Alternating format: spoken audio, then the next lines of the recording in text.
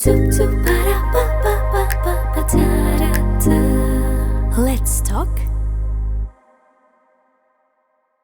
আসলে এই জীবনটা আমি ভালোবাসি আর কি, এই লাইফটাকে আমি এত এনজয় করি না। হ্যাঁ। এটা যদি চলে যায় আমার জীবন থেকে তাহলে আমি খুব মানে তুমি খুব miss করবো। ডিসিপ্লিনড কি না একটু আমি অগোছালো? ইনডিসিপ্লিনের চূড়ান্ত একজন আচ্ছা লোক।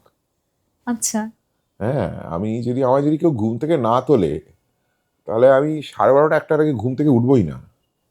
কেউ ঘুম থেকে ডাকলে তবে আমি উঠি। প্রচন্ড ঘুমোতে ভালোবাসি, আচ্ছা আমি প্রচন্ড ঘুমোতে পারিও।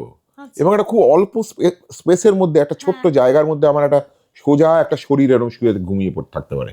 আচ্ছা এই নড়বে না, এদিকেও যাবে না। আচ্ছা সুতরাং মানে তাড়াতাড়ি ঘুমিয়েও পড়তে পারো? ভীষণ তাড়াতাড়ি ঘুমিয়ে পড়তে পারি, ভীষণ তাড়াতাড়ি, যখন তখন আমি এখনই বসে বসে ঘুমিয়ে পড়তে পারি কিছুক্ষণ মধ্যে। ঘুমোতে ভালোবাসি, আমি ল্যাদ খেতে ভালোবাসি, কিচ্ছু না করতে ভালোবাসি, আমি শুয়ে থাকতে ভালোবাসি, আমি ফ্যানের দিকে তাকিয়ে থাকতে ভালোবাসি, আমি এই চারিদিকটা দেখতে দেখতে দেখতে ভালোবাসি। মানে তখন মাথায় কি থাকে? মানে কিছুই থাকে না, কিছুই থাকে না, মানে ব্ল্যাঙ্ক। ব্ল্যাঙ্ক। মানে তারপর নানা রকম ভাবি আর কি। হ্যাঁ হ্যাঁ এই ধর ভাবলাম যে আমি যদি এখন হলিউডে থাকতাম হুম। তাহলে কি হতো বলে আমি নিজেকে হঠাৎ করে রবার্ট রেডফোর্ড ভাবতে শুরু করে দিলাম। হুম হুম। কিংবা ধরে নে আমি নিজেকে আর সিলভাস্টার স্ট্যালোন ভেবে নিলাম, আমি র্যাম্বো সিনেমাটা করছি, হলে কি হতো আর কি। বাহ, এইসব ভাবি আর কি, এইসব খেয়ালি পোলাও যত থাকে আমার জীবনে, এটা এটা শিল্পীর আমার খুব কাল্পনিক। মজা লাগে এগুলো ভাবতে। আমি একটা সেদিন ছোটবেলায় ভাবতাম প্রণয়রা কি ইন্টারভিউ দিচ্ছি, এবং সেগুলো আমি আবার বাথরুমে বসে বসে জোরে জোরে করতাম। তো হ্যাঁ হ্যাঁ মা সেরকম কি কার সাথে কথা বলছিস, এবং মা তো বুঝতে পারতো না। আমি আসলে প্রণয় রায় আমাকে কোয়েশ্চেন করছে, বা বিনোদ দুয়া, প্রণয় রায় বা বিনোদ দুয়া আমাকে কোয়েশ্চেন করছে, আমি তার উত্তর দিচ্ছি। মানে আমি এতটা সেলিব্রিটি হয়ে গেছি তখন আমি কলেজে পড়ি। তো ছোটবেলা আমিও এইসব ইন্টারভিউ এইসব ইমাজিনেশন আছে আমার প্রচুর। না, সেদিনই আমি কোথায় যেতে যেতে রেডিওতে শুনছিলাম, আমার মা বাবা আমাকে খুব বকে, আমি খুব অ্যানিমেটেড সিনেমা দেখতে ভালোবাসি, মানে একটাও বোধহয় বাকি নেই দেখা। যা দেখিস, হ্যাঁ হ্যাঁ হ্যাঁ, মানে সব কটা দেখা। এবং আমি জানি না, ওদের এক্সপ্রেশন এত সুন্দর হয় হ্যাঁ, যেগুলো নর্মাল মানুষও অত ভালো এক্সপ্রেশন দিতে পারে না। একদম ঠিক। হ্যাঁ, এবং বিশেষত তুই তো নিশ্চয়ই শিনচান দেখেছিস। হ্যাঁ সিনেমা নয়, ওটা একটা হ্যাঁ সিরিজ, হ্যাঁ হ্যাঁ দেখেছিস? হ্যাঁ, অল্প অল্প অল্প। দেখেছি ওটা। শিনচানের বাবাকে ভালো করে লক্ষ্য করবি, তুই আমার খুব আমার সাথে মিল পাবি। হ্যাঁ। মনে করিস শিনচানের বাবা আর আমি অনেকটা, আমি ভীষণ নিজেকে ওনার সাথে মিল, মানে ওনার জায়গায় আমাকে রাখলেও পারতেন, মানে আমার ছবিটা দিলেও হতো আর কি। আচ্ছা একদম, মানে ওইরমই টেনশন হয়, ওরমই ঘাম এরম থেকে বেরিয়ে গড়াতে থাকে আমার মাঝে মধ্যে হয়। আচ্ছা। হ্যাঁ, তো যাই হোক, হ্যাঁ বল। না, যেটার জন্য বলছিলাম যে বাবা তো খুব রেগে যায় কল্পবিজ্ঞান, খালি বলবে কল্পবিজ্ঞান, আর ওই সব দেখতে আমার বেশি ভাল লাগে। ভাল এবং লাগে। কল্পনা, ছোটবেলা থেকে একটু কল্পনা প্রবণ, আমি কল্পনা করতে ভালোবাসি। তো সেদিন আস্তে আস্তে একটা রেডিওতে শুনছিলাম যে আইনস্টাইনকে নাকি কেউ একজন কোনো এক অভিভাবক জিজ্ঞেস করেছিলেন যে আমি চাই আমার ছেলে বড় হয়ে সায়েন্টিস্ট হোক, কি করলে তাহলে সায়েন্টিস্ট হবে ভালো। তো আইনস্টাইন বলেছিল ওকে ফেয়ারি টেল পড়ান। হ্যাঁ, কারণ যত ফেয়ারি টেল পড়াবেন, মানে একটা অসম্ভব জিনিসকে সম্ভব ভাবার একটা ইয়ে। হ্যাঁ, মানে কল্পনা প্রবণ। তো এই যে তুমি যেটা বললে, মানে এটা স্বাভাবিক, মানে শিল্পী যত কল্পনা প্রবণ হবে, আবেগ প্রবণ হবে, তত মানে ওটার সাথে রিলেট করতে পারবে। আমি তো মানে কল্পনার করে কোন পর্যায়ে পৌঁছে যাই তার কোনো শেষ নেই আর কি, মানে তুই ভাবতেই পারবি না। আমার মেয়ে আমাকে দেখে একদিন, আমি মানে পাগলামি করছিলাম ঘরের মধ্যে বসে, সব ভাবছিলাম, হাত পা নড়ছিল আর কি, কিরকম নড়ছিল সেটা আমি এখন দেখাতে পারবো না। তো আমার মেয়ে হঠাৎ করে ঢুকে পড়েছে, সেটাও আমি খেয়াল করিনি। ওর বয়স এখন প্রায় 21, আর আমার বয়স 54। একটা 54 বছর বয়সের একটা লোককে এরকম করতে দেখে ওরা হাঁ করে এরকম তাকিয়েছিল কিছুক্ষণ। তারপর মাকে ফোন করেছে, মানে আমার স্ত্রীকে।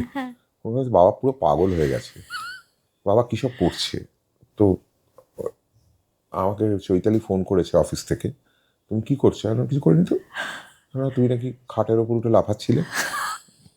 ও তাই? হ্যাঁ, আসলে আমি তখন একটা রক কনসার্ট করছিলাম আর কি। ও, তো সেটা ভাবছিলাম যে আমি করছি, তখনও ঢুকে পড়েছে। তো তারপর থেকে ও, আমার মেয়ে মোটামুটি আমাকে খুব দয়ার চোখে দেখে, এবং মাঝে মাঝে সে মাথায় হাত বুলিয়ে দেয়, মাথাটা ঠিক আছে তো, মাথা ঠান্ডা রেখো বাবা। ওরা আমার দিদিমা টাইপের হয়ে গেছে। না, এটা তুমি বলছিলে আমার আমার এক বন্ধুর বান্ধবী, অ্যাকচুয়ালি আমি মেয়েদেরও বন্ধুই বলি, মানে আমি ক্লাসমেট আর কিঞ্চিত কি। পাগল বোধ হয়। না না না, এটা আমি বলছি এটা বাচ্চাদের থাকে এই বিষয়টা। ওই তো আমি ওর বললাম আমার বয়স হয়নি, বয়স আমার বাবাকে বলতো লোকজন বয়স্ক শিশু, আমি আমার বাবার মতো হয়ে গেছি। আচ্ছা। আমার বাবা কি করেছিলেন, একটি বিয়ের বাড়িতে, নতুন বিয়ে হয়েছে, সেখানে গিয়ে বাবাকে তো ভালো গান করতেন, বাবাকে হারমোনিয়াম দিয়ে দিয়েছে, রানা, ডাকটান ছিল রানা, হ্যাঁ। রানা একটা গান করো আজকের এই শুভ দিনে। বাবা গাইতে শুরু করলেন, আমার এ পথ তোমার পথের থেকে গেছে মেকে, মানে তাদের সবে বিয়ে হয়েছে। আর আমার মা বাবার দিকে এরকম করে কড়া চোখে তাকিয়েছেন, আর আমার দাদু বললেন, রানা তুমি বাইরে এসো, তুমি গানটা থামা এবং বাইরে এসো। তো ওই আমার বাবাই না আমার ভেতরে রয়েছে আর কি কোথাও, আমার ভেতরেও অনেক পাগলামি, ওই বাবার মতোই হয়ে গেছি। না, তুমি বললে তো রক কনসার্ট, আমার ওটাই মনে পড়লো যে ও বলেছিল ক্রিশ সিনেমাটা প্রথম দেখেছে তখন ওই একটা ইয়ে করে কেপের মতন জড়িয়ে নিজেই ক্রিশ সাজতো, হ্যাঁ, এবং ওইটা করতে মানে ওইটা ভালো লাগছে তখন ভালো লাগছে করতে। করতে, হ্যাঁ। এবং এইটা বাচ্চারা করতে পারে, বড় হলে আমরা ভাবি যে আমরা বড় হয়ে না না, গেছি, আমিও করতে mature। পারি, আমি তো এই কত রকমের সিনেমা দেখে সেরকম আমার মুখ হয়ে যায়। হ্যাঁ হ্যাঁ মানে ধরা যাক, তুই ইয়ে দেখলি, তুই নিশ্চয়ই, আমি জানি না তুই ডেক্সটার দেখেছিস কিনা সিরিজ? অল্প দেখেছি। দেখেছিস, আচ্ছা। আমাকে তো, আমি তো একটা সময় সারাক্ষণ ভাবতাম আমি সিরিয়াল কিলার, সারাক্ষণ ভাবছি কাকে খুন করব, এই মা।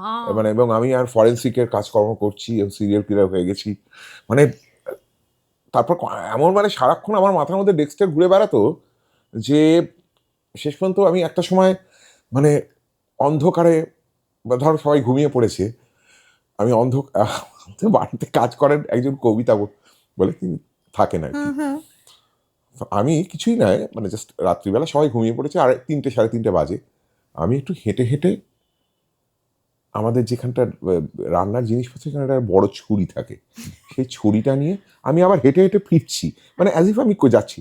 এবার ওই কবিতা শুয়েছিল ওখানে, ওরে বাবা গো বলে চিৎকার করে উঠেছে, এবং তারপর মানে ভয়ঙ্কর চিৎকার চেঁচামেচি।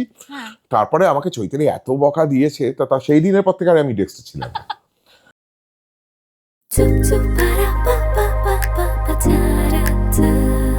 Let's talk